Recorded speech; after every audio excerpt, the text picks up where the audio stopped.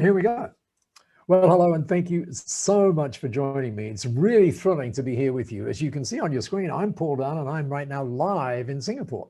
And one of the things that seems very important to me about businesses are labels, the words we say about ourselves, often the title of the business. And we are about to spend some magical time with someone who has a really interesting name, right? As in the name of the business, which is called, now, when I first looked at it, I remember I went Vivacity, but no, you've got to run it together and you get Vivacity, you see? And I thought, how clever is that to get a business name called Vivacity? And what we're about to do is to meet the person behind that, the founder of it, the person who makes it all work wonderfully well. And that is Angela Connell. Angela, it's so nice to have you here. Hi, Paul. Thank you very much for that lovely introduction.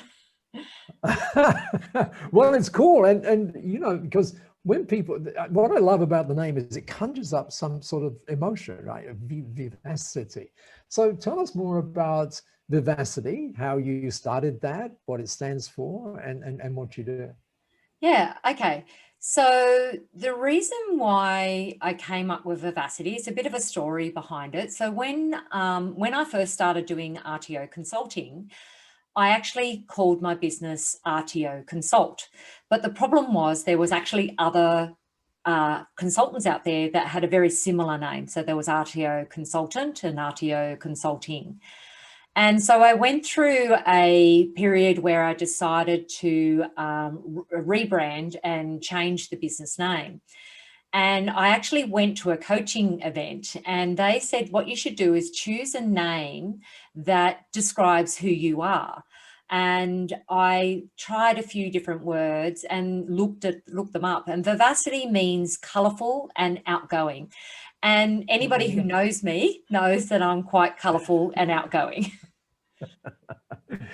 You are indeed that, and that comes through in everything you do. And talking of what you do, let's get really clear on what you do, although what you do is evolving, which is kind of interesting. So talk us through that.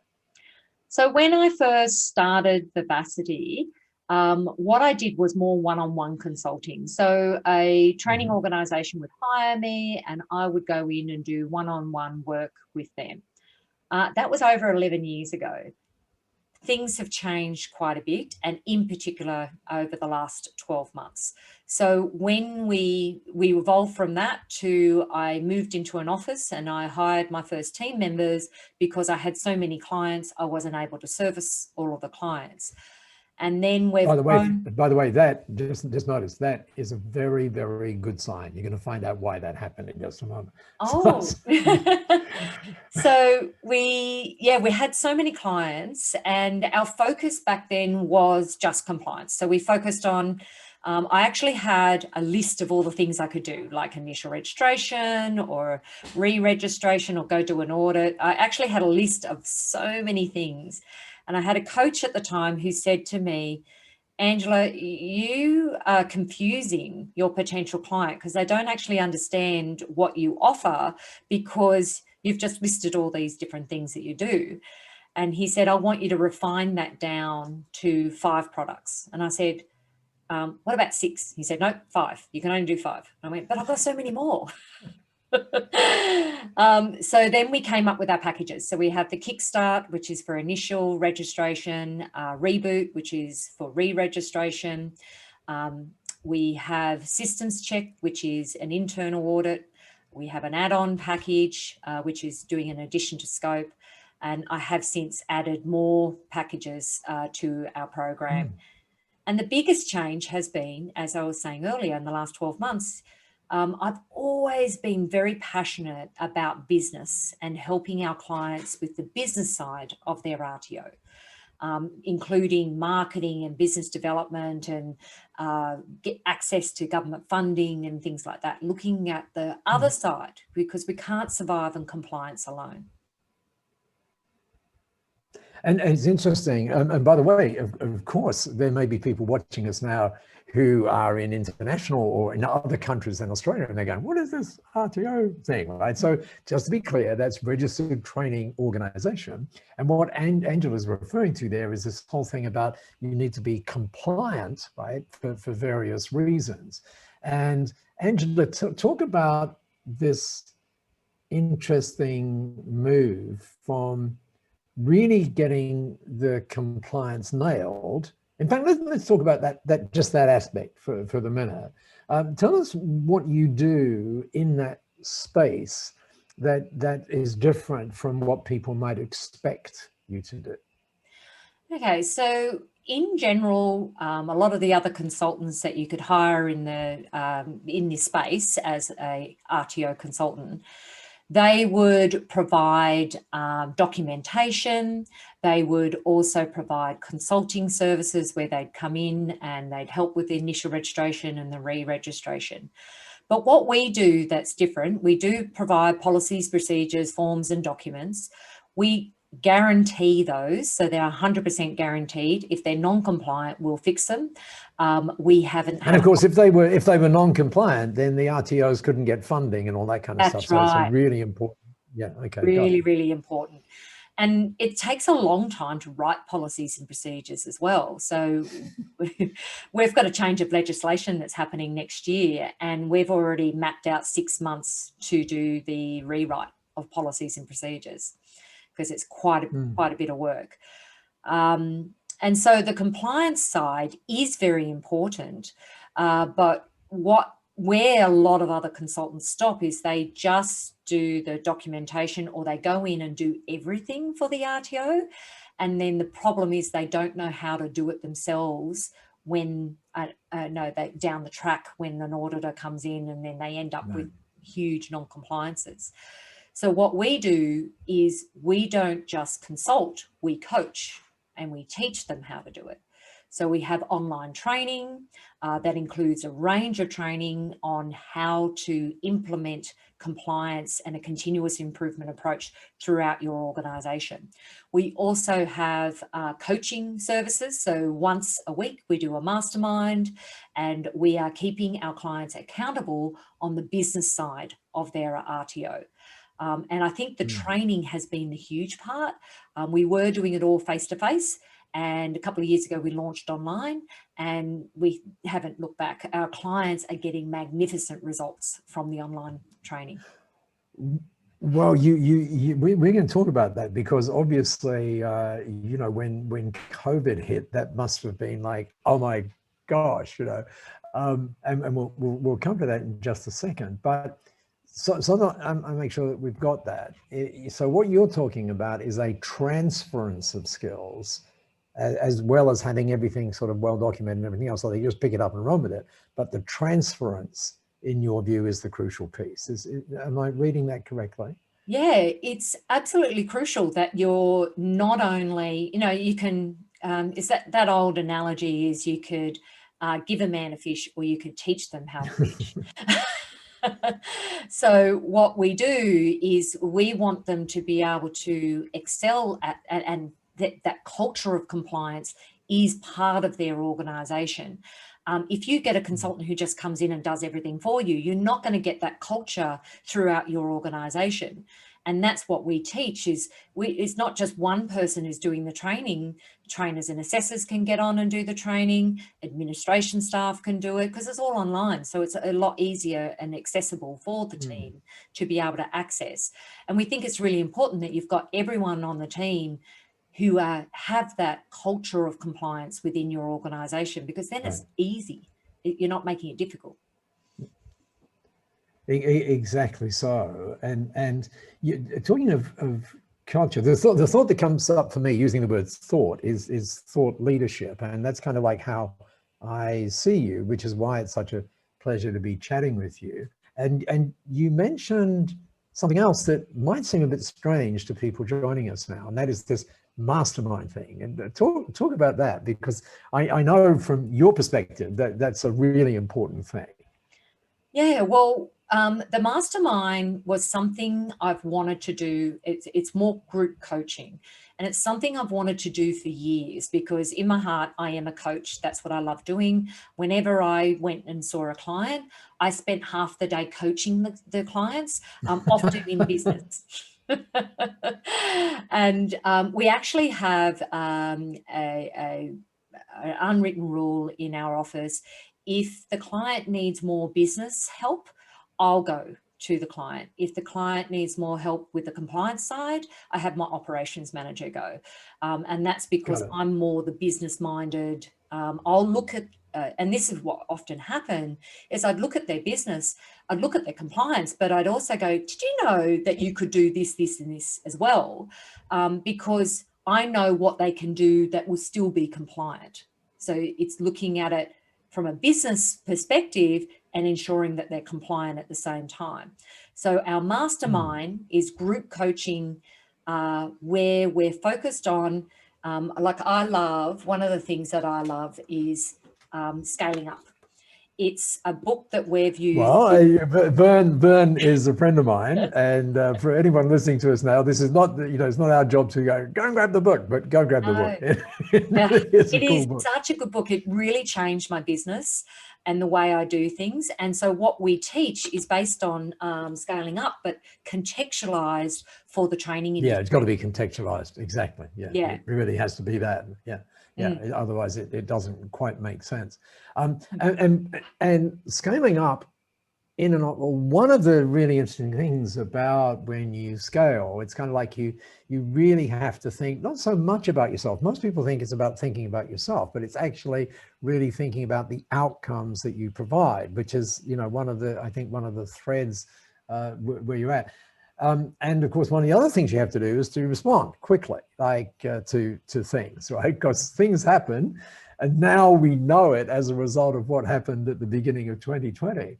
That things can come from, I was going to go that way, but no, it's left field, right? It's over that way. So talk about what happened there, and often we without wishing to minimize any of the terrible things that have happened as a result of that. One of the things that I think marks you as like a standout person in this space is you always understand there's a silver lining somewhere, if only you look for it, right?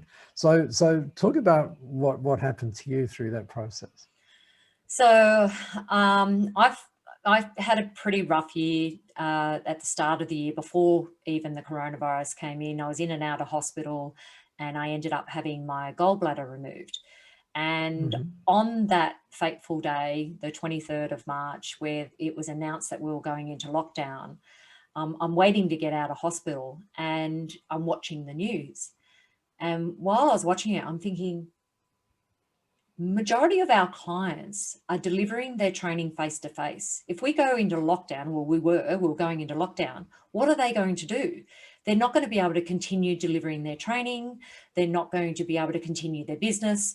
That would affect them where they may not survive through all of this. And I thought, well, what can I do? I've been delivering training online for over 6 years.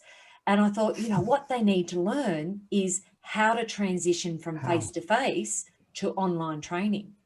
And so I launched within a week. So that Friday, I was in hospital. The following Monday, I launched that we were going to do a masterclass on education in isolation. I came up with a name over the weekend, and we did a masterclass 2 days later. And we got all of our clients on. We also got a lot of people from the industry. We had 100 people come online for this masterclass. And basically I taught the tools, techniques, and technology that they needed to transition from face-to-face to online. And then we did a mastermind following that, where I did a 6-week course on all of those things that they needed to transition to online. You see what I mean, everybody, by thought leadership, but also when you look at Vivacity, does it to me, there's like in that word, there's speed, right? Well, being able to do that, right? So really, really quickly. And you talked about, you mentioned just a while ago, some significant changes coming up in the industry as in the next few months. Talk about those and the impact they may have. Yeah, so we're going through a vet reform right now. So the vocational education and training industry, the government are doing a full reform of how we're regulated as training providers. It's going to have a massive impact. A couple of years back, you would have heard we had all these issues with vet fee help, and there was people doing dodgy training and claiming money when they shouldn't have, and not telling the students that they were actually going to have to, they was giving them free training apparently, but they actually had to pay it back in their tax, which brought a bad name on the training industry. And then following that, the ASQA, who is the Australian Skills Quality Authority, they came down hard on all of these training organisations. And basically we were to the stage of being over-regulated, and it really affected the industry. They shut down 40% of the RTOs that were there. It often happens that way, doesn't it? When governments choose to move needles, right? They sometimes move needles like way too far. Right? Yeah. And so the regulatory body last year, we actually had a politician stand up in Parliament, Andrew Lambie, and he spoke about how ridiculous it is, how we're over-regulated and how much it costs, even for not-for-profit training organisations.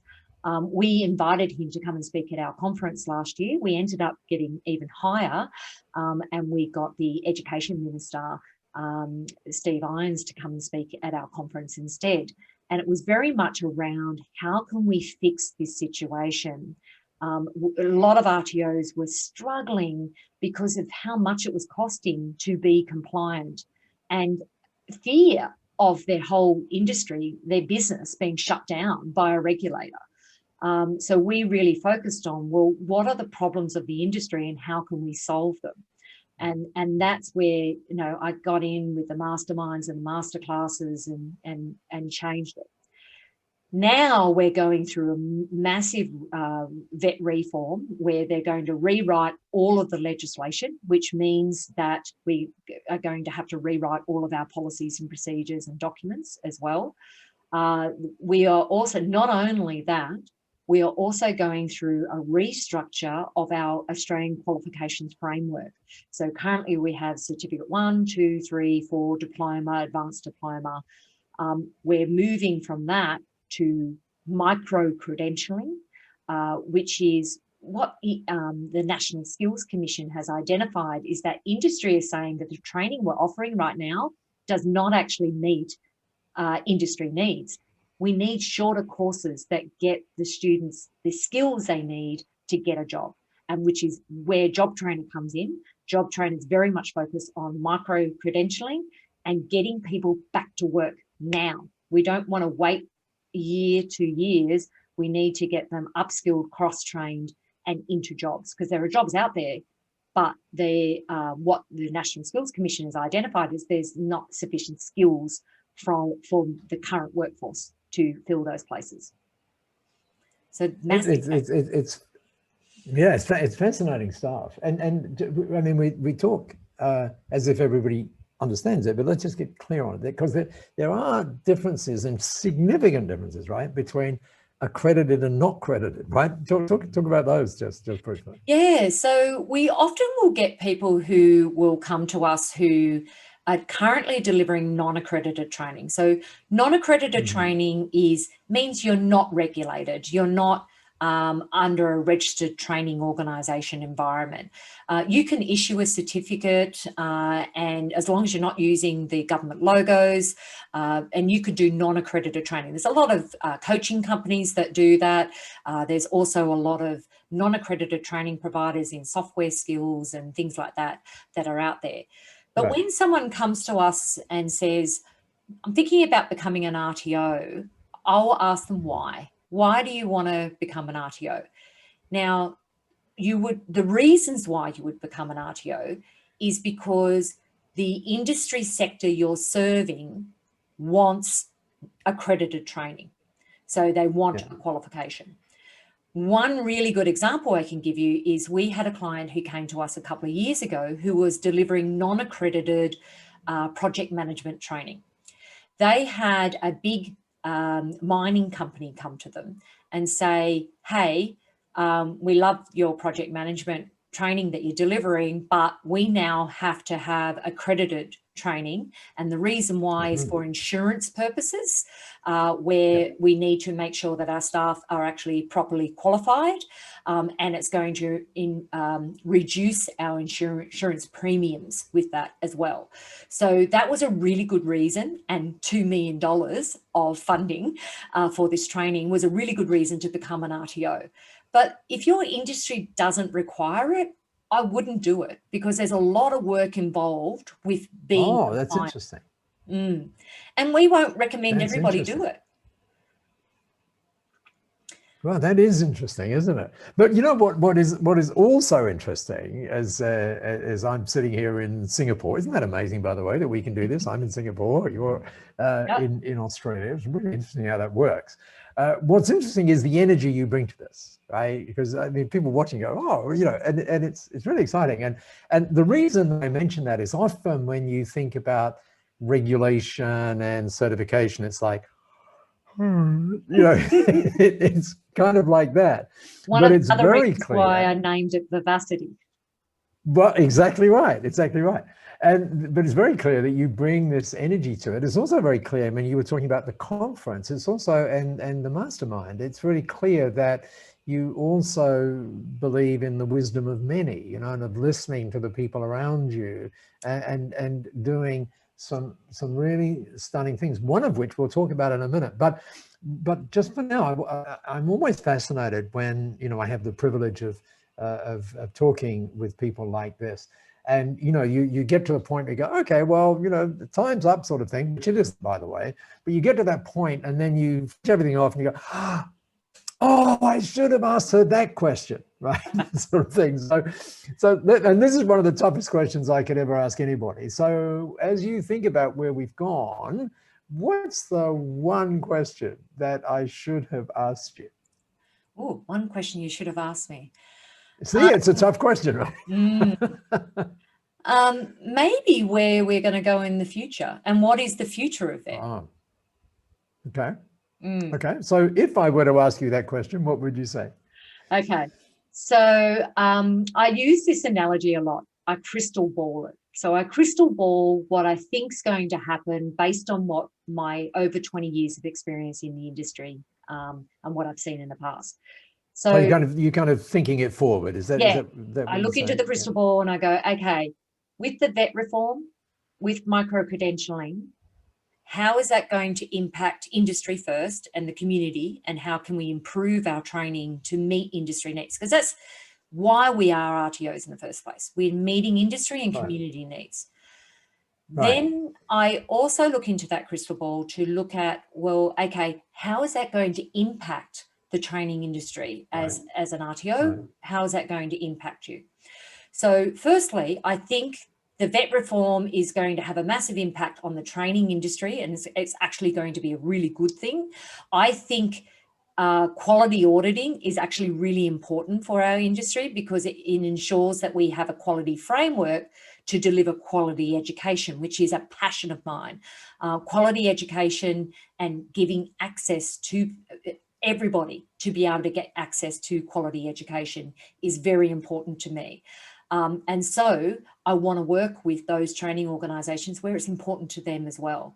Micro-credentialing is going to meet industry needs. So how do we adapt to meet those industry needs? They're the problems of the future that we are solving now. That's fantastic. And, you know, it's kind of interesting. I mean, when, you know, some people would say the word passion like there's passion.